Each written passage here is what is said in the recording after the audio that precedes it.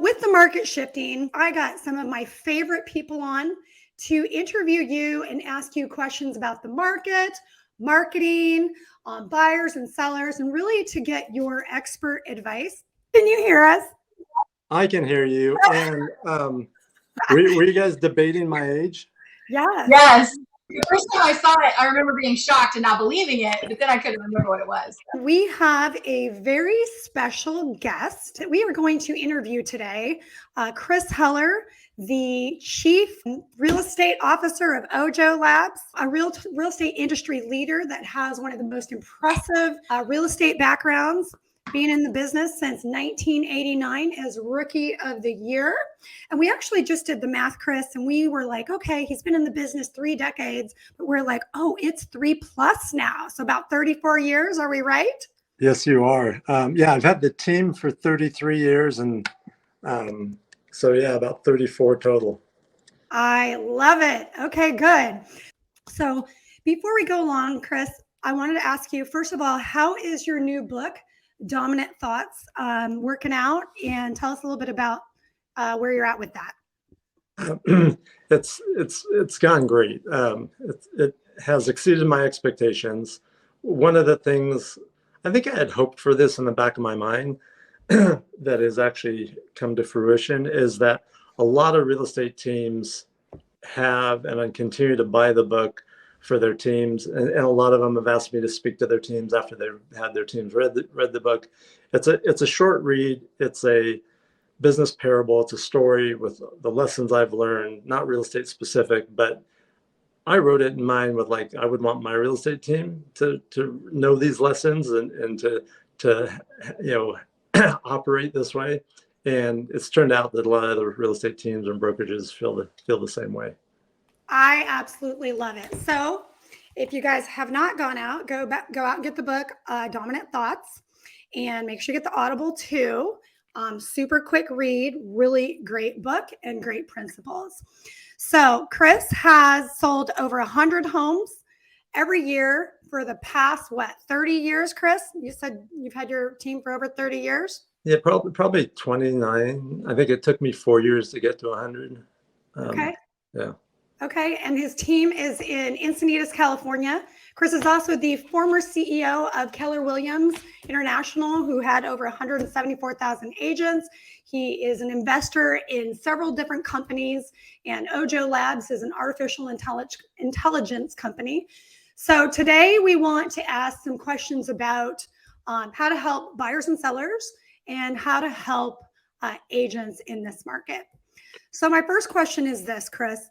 I am seeing a lot of activity with sellers that have waited the market out because the rates are a little higher. But in the last couple of weeks, I've seen a lot of sellers putting their homes on the market. I've seen a lot of buyers buying. But for the people that are on the fence right now, that are waiting for the interest rates to go down, what is your best? How would you consult a buyer or a seller that is thinking that they should wait when they actually need to sell? Yeah, so I've always told consumers that obviously interest rates are important, but they should never be the deciding factor.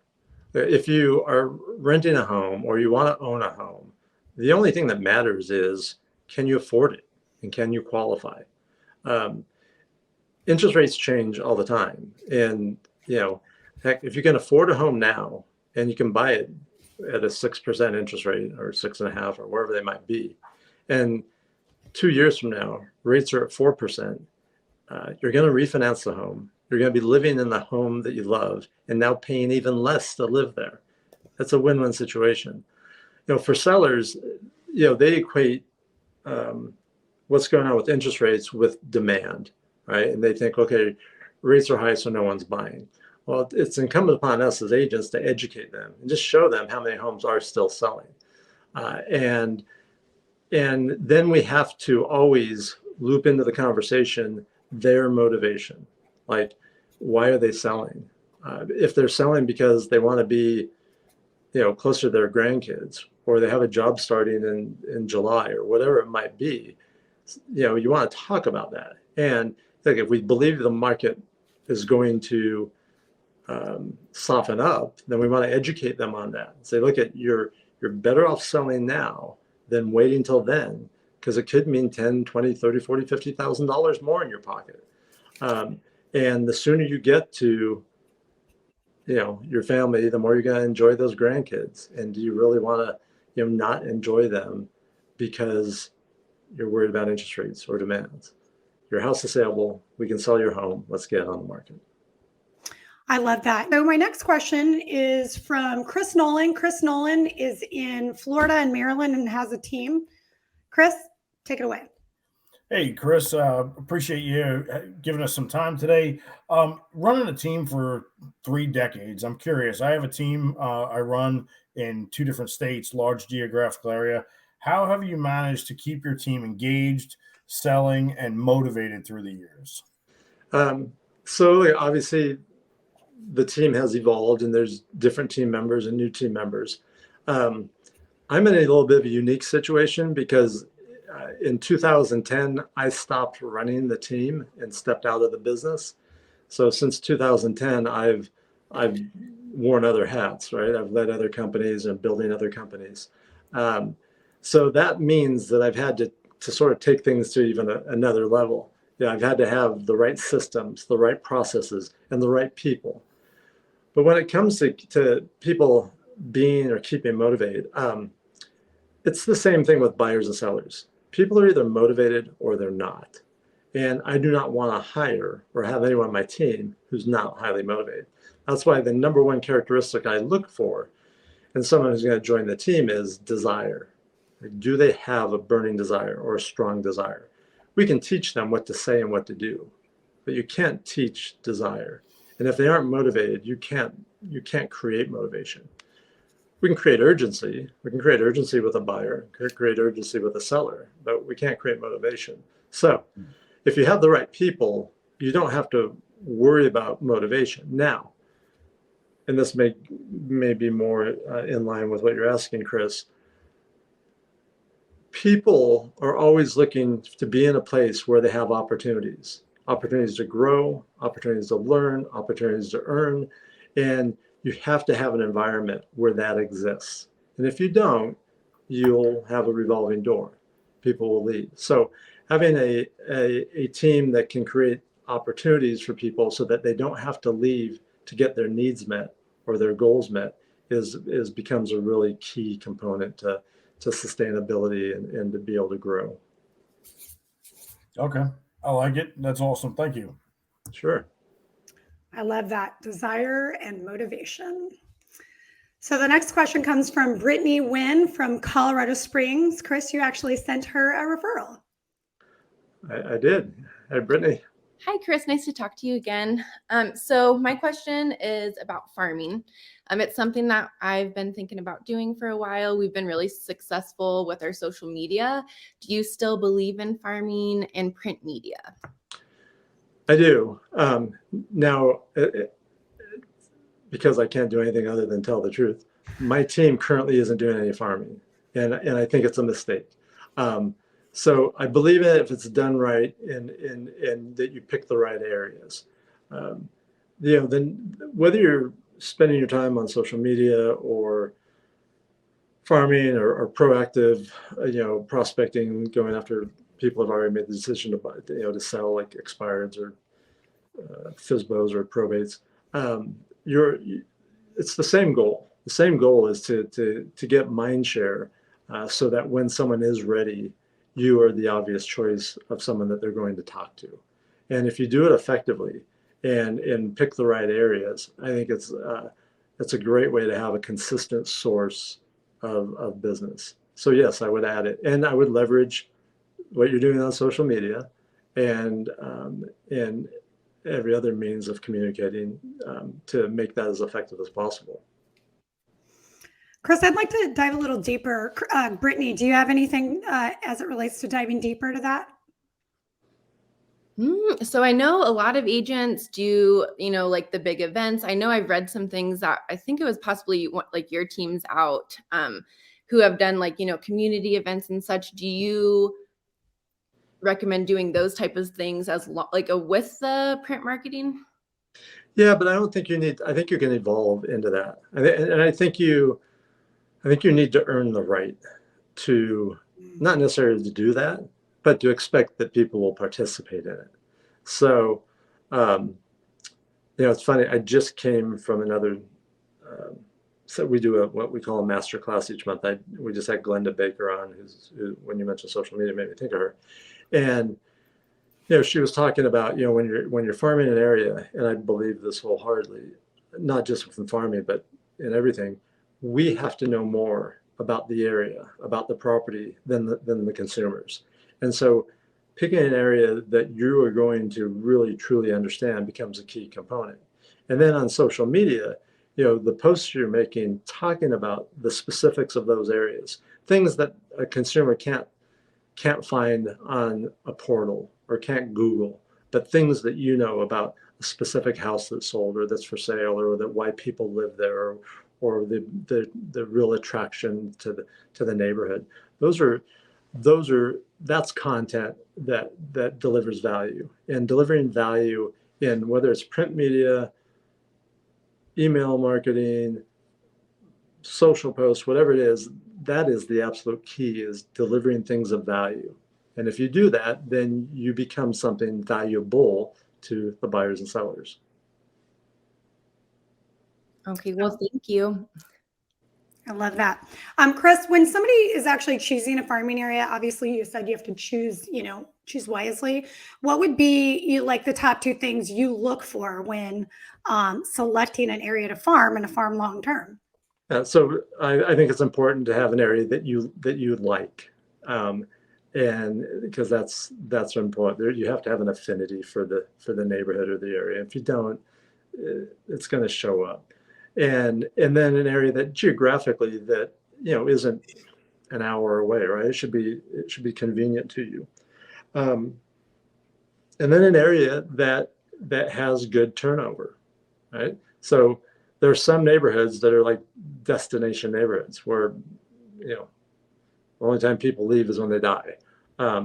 But being having an area or a neighborhood where there's people moving up and moving down, where there's all the life events are happening and cause people to sell homes because of those life events.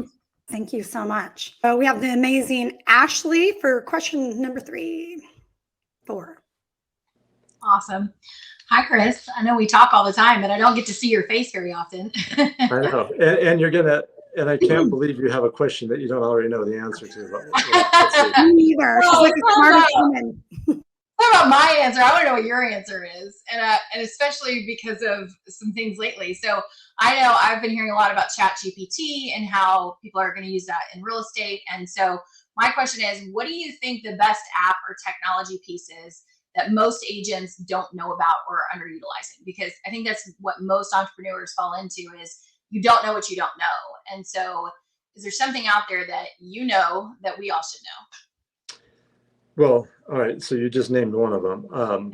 That's a phenomenal platform that I think you could leverage in a lot of different ways, from creating content to for farming and writing descriptions about areas and neighborhoods and asking and answering questions. So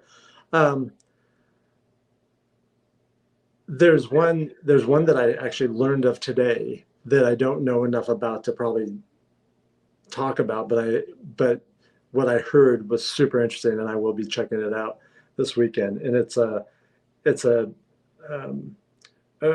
Chrome add-on called Crystal Knows that helps you on LinkedIn get additional information about people. And things like that can be super interesting. There's a lot of companies out there. There's a company I leverage called Audience, and Audience is a robotic handwritten note card, but they do a lot of other things, right? They if I give them my sphere or a farm, they'll be able to give me the names of all the people that own those properties, even if that property is held in a trust or held in an LLC. They'll be able to say, hey, Ashley Galladay owns this home. Wow. So when I'm doing my marketing, I'm not sending it to Happy Acres LLC. I'm sending it to an individual.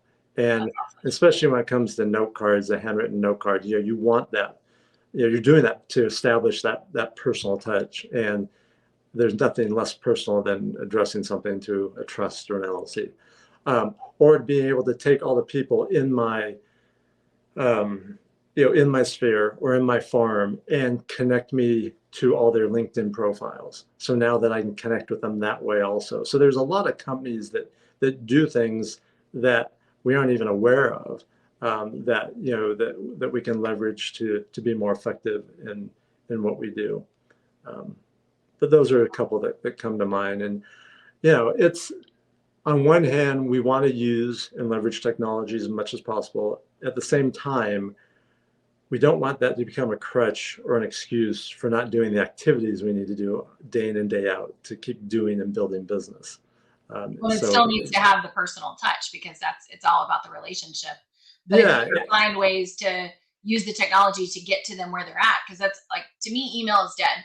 I used my personal email for the first time. Like, I looked at my personal email for the first time in like 6 months today, because somebody actually sent me an attachment. I was like, oh, I have to go get that. But if you're just emailing and that's the only way you're communicating to try and get business, then you're not getting business, because only 17% of emails are read. But if you're texting, 99% of text messages are read. So that's where you have to find the technology to still get personal with them. Yep. Totally agree. Awesome. Well, I love those. I'm excited to check out the LinkedIn thing. That's cool. So it's audience. What else? What are the? The two that I mentioned is audience.co and Crystal Knows at KNOWS. ChatGPT is like this ridiculously robust AI that they've taken this the entire English language, and not just from like dictionary but this corpus of language and every language. And you can ask it a question like, hey, what's the current market stats of Northeast Meadows in Waxahachie, Texas? That's my subdivision. And it will give you a response. And you can say, I want it written in a essay format. I want it written in an 8th grade level format. I want it written like, it will give you a very precise, like one guy had it write a novel for him in 5 minutes. It had a very high level, written book basically. And so it's crazy. Like I'm very interested to see how it's going to change the landscape for a lot of things. So basically you're telling me that my goal to go back and take a writing class, don't have to do it. Yeah, no, not necessary anymore. I love it. Okay, good. Thank you, Ashley. The next question is from the tenacious Mary Tan Addington in California, Simi Valley, and she also serves Arizona. So, Chris, we're obviously going through a shift, right? And for many of us, especially myself, this is my first shift.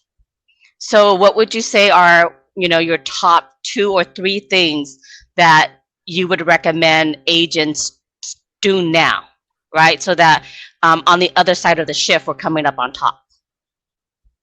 Well, I wouldn't wait for the other side of the shift. I'd come up. Well, correct. We do now. Yeah. So there's only a few things that change in a shift. One is our how we react to it and our mindset. The second is the conversations we have with buyers and sellers. And the third is the expectations that we set with buyers and sellers.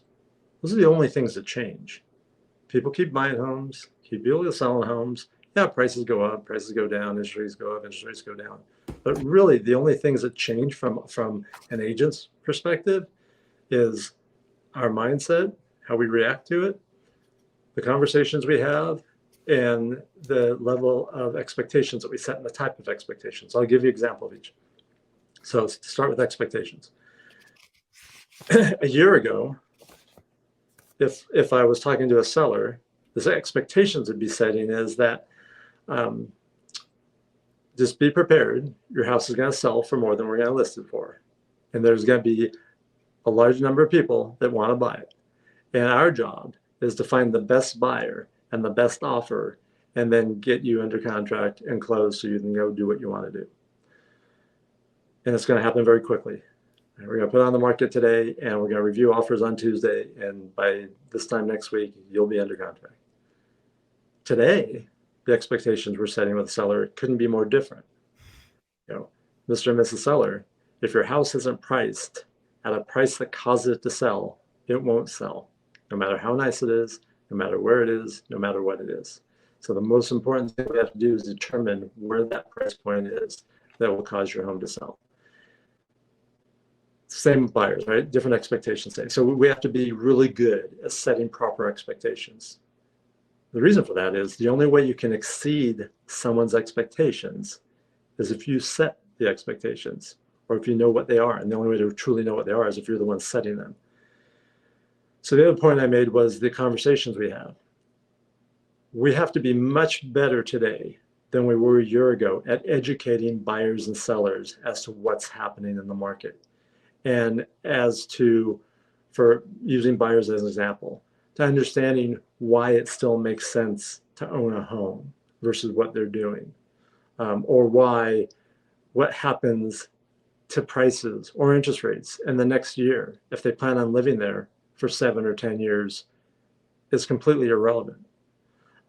So we have to get good at having those conversations and educating them. We have to get really good at having conversations with sellers and educating them as to the difference between the market a year ago or 3 months ago or 1 month ago and the market today, and what competition they have and what's selling and what's not selling and how long it's taking and who's being successful and who's being not and why. We have to be really good at those conversations. You'll hear people talk about a skill-based market. You know, when the market shifts, skills run the day. The agents that are the most skilled are the ones that do the best. And then the third point I brought up was our mindset and how we react to it. Are we fearful? Are we concerned? Are we excited? Are we knowing that there's plenty of opportunities and we can't wait for those opportunities? You know, how do we react to what happens? And what are we doing to make sure that we are confident, that we are and have a good, strong mindset, that we have a great attitude all the time? And not to plug it, but that's really what the book Dominant Thoughts is about. So anyways, hopefully, Mary, that gives you some stuff to think about in terms of that question. It does. Thank you. You're welcome. Well, in his book, Mindset, Chapter 7, number 1 says, mindset constitutes 90% of what it takes to be successful. Right? So being successful in real estate is about your mindset. Okay, Chris. So I have a question for you about teams. On a previous interview, you and I talked about teams being like the future is probably with real estate teams. So I see, and I hope you agree that we have that conversation, and you still agree with that. But my question is was that like 10 years ago? Because that's when I started talking about that. But yes, I still agree with that. Teams, the whole industry is the changes in the industry are causing that to actually move in even at a faster pace. Okay, good. So as it relates to that, I'm seeing mega teams collaborate, right, and form and create these bigger teams. I'm seeing partnerships. What would be your best advice on creating a sustainable partnership with team members? Because most teams just don't work out. Yeah, there's a variety of reasons why they don't work out, but I'm not saying this can't be done, because it has been done and some people have done it successfully. But having a business that keeps growing and as a result requires you to add people to help take care of that business and administer that business and handle that business, a team gets created by default versus we're going to create a team or a partnership and then go try to get this business or build this business. I like building the business first, and then as a result, the team grows. At the end of 1989, I hired my first assistant. It wasn't because I wanted to build a team. Teams didn't even exist. Like, it wasn't a concept, right? It wasn't even a thing. yeah, having assistants wasn't a thing. But it was obvious to me I couldn't do any more than I had done that year without someone helping me and taking on some of the tasks so I could be freed up to do more. And then that freed me up to do more. And then I needed someone to handle the buyer leads and show properties. And so I hired a showing assistant. And as a result, a team grew. Now I didn't have a goal of building a team because I didn't even, again, that concept didn't exist back then. I just wanted to sell more homes and build a business. So I think the reasons why you do it are really important. Everything rises and falls on leadership. So you have to have the right leadership, and you have to be a great leader if you want to have a great business. And then you have to have super talented people that you're either partnering with or on your team. And the more talented they are, the bigger and better your business will be. And the less talented they are, the more challenges you'll have. So what would you say is the best way to protect yourself when you enter a partnership? You're asking someone who's not real big on partnerships. So for a lot of reasons, because it's just hard. It's hard to make them work and hard to find the right partner, hard to have it be equitable. But if that's what you want to do and that's what you're doing, then the best way to protect yourself is through making sure that you have a very thorough partnership agreement, and that the expectations and are clear and defined. Communication is at the highest level, and you have and you've identified how you exit that partnership and how that happens, and everything is spelled out. It's almost like a marriage. I mean, it's almost like you need the prenup and you need to set all of the boundaries so that everybody's clear on the front end, and you need to take the time to date each other and then live with each other, and then instead of just, hey, let's get married and do this partnership, like you really, really need to know on the front end before you do any of those things. And you'll be a lot more successful getting a prenup done if you do it ahead of time. Exactly. I wouldn't know. Might know soon. Okay, so as it relates to that, is there a service out there because a lot of people are entering partnerships, they don't have the budget, for a big attorney, like what is it, LegalZoom, or are there any services out there nationally that you think would be a great place to start? Yeah, look, I'm sure there's a lot of online services. I don't think you need, for the level of business that we're talking about, you don't need an expensive attorney, and you don't need a, 70 or 170 page document, but, you need to have, things defined, all the financial pieces, responsibilities, buyout agreements, and, and how things get dissolved if one person needs to leave the partnership, and those are the basics. And more important than any of that is you have to have the right partner, right?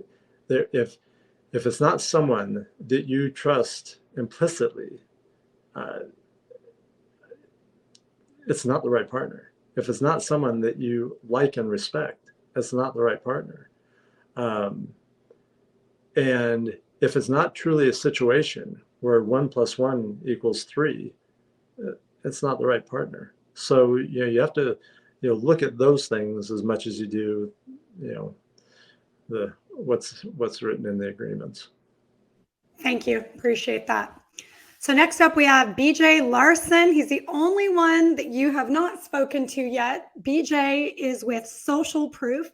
He has a social media platform, and he is managing all my content all over all the platforms. You guys are going to be blasted. You guys can put me on mute if you want. If you're seeing too much of TVR, blame it on BJ. That's a heck of an introduction. Thank you. It's a pleasure to meet you, by the way. Thank you for the opportunity, Tanya. But yeah, as Tanya said, I own a social media management platform that's also built with AI. So I think that's why Tanya found it fit to make the introduction.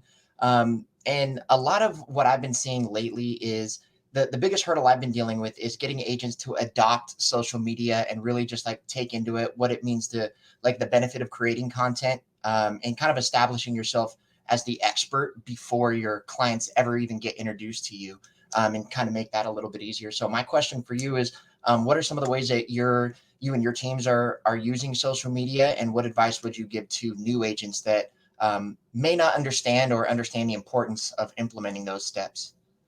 Yeah, there might be some new agents that don't understand the importance. I think most agents in this day and age understand the importance of social media. I think the reason that a lot of them don't leverage it or leverage it at the level they could are a couple things. Number one, they overcomplicate what needs to be done, and so they get paralysis by analysis, right? They don't take action, or they aren't savvy enough with the technology to feel comfortable doing it.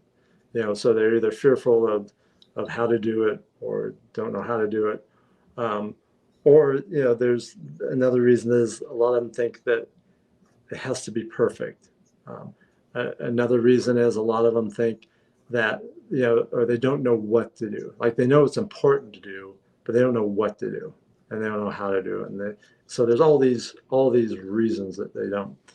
The question, why do I think it's important, or in what ways are you currently using it with your team, and more so in the organic portion of it? Because a lot of what I'm seeing with newer agents is they think that ads are the best way to go, which is definitely not a bad way to go, but it can get expensive if you're doing it wrong. Yeah, I don't think. And most of them do it wrong. Yes. Look, I would give my team probably a C+ to a B- on their use of social media. And I think they could and will be doing a lot more. And personally, I think I leverage social media more than my real estate team does, from my career, my advising, consulting, those things. But there's, and I said this earlier in response to another question, whatever you do, you have to be delivering things of value, right? And if it's not of value, people won't engage, people won't follow, people won't, if I put my agent hat on, people won't think of me as their resource if I'm not delivering things of value, right? So, and what's valuable, things that the information they can't easily get somewhere else. Whether it's about, like we said, a community or a street or a neighborhood or what's happening in the market, right? If they can Google that or find it on Zillow or somewhere else, then I'm not delivering something of value. But if I'm talking to them about negotiating tactics or how to take advantage in this market or how to get a great buy, and here are the things you do or need to do, or how to get your home sold when homes aren't selling around you, those can be things of value. So some agents do a great job of that. Others are more focused on just the tactical stuff of open house posts, or they're just listed posts, or they're just sold posts and those type of things, which I don't view those of value because, consumer can get that information, anywhere. Thank you. Yeah. I want to expand on this. DJ has twisted my arm to go onto TikTok. And I was like, I'm not sure if I should go on TikTok. And what do you know? Lo and behold, Chris Heller's on TikTok. So my question is what's your strategy over there and what's working for you? So Tanya, your question was about TikTok, and I have not figured out TikTok. Here's I figured this out. It can be a tremendous time suck and addicting. So, which is not a big problem for me because I can stay pretty focused. But I also know that it is a platform that has blown up and there's a lot of eyeballs. So if you go to my account, the videos I'm posting are all videos on mostly around mindset and success and leadership and those type of things. And some of them have really caught on, and others that are very, very similar have haven't. I don't know the ins and outs to know why that is. But whether it's TikTok, Instagram, Facebook, LinkedIn, the key is that we're posting things that people will find of value, and that we're doing it on a regular basis. And like anything else, that we're time blocking the time to do it, that we're planning it, that we're being strategic, that we're not just, winging it. Well, I am going to pass this over to Chris Nolan.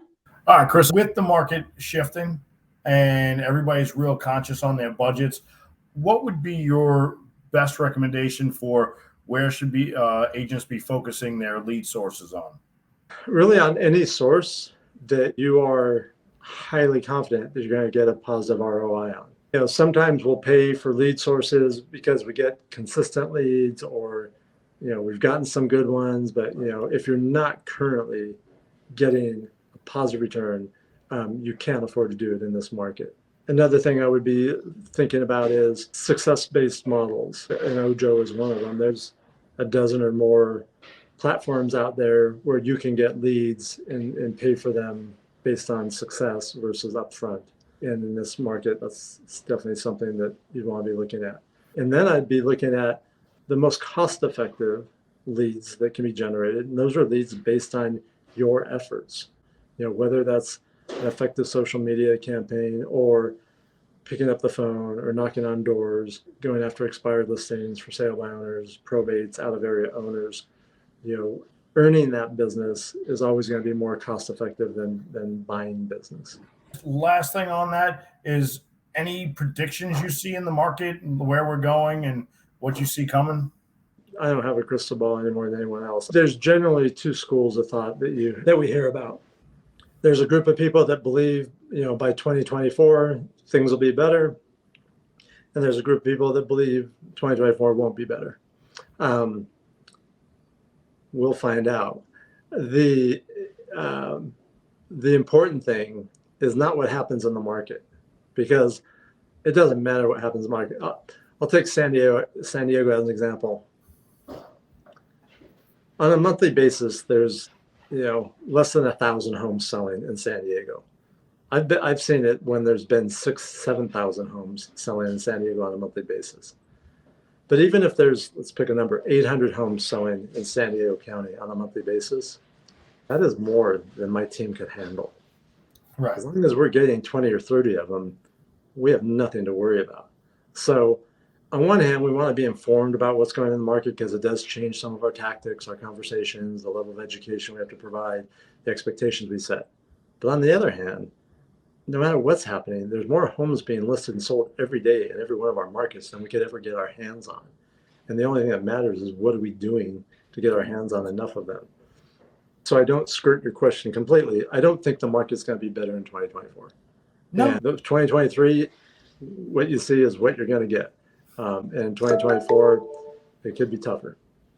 What is your strategy when working with a seller? How do you have the conversations up front? And then how often do you meet with the sellers to talk about their price reduction if their home doesn't sell right away?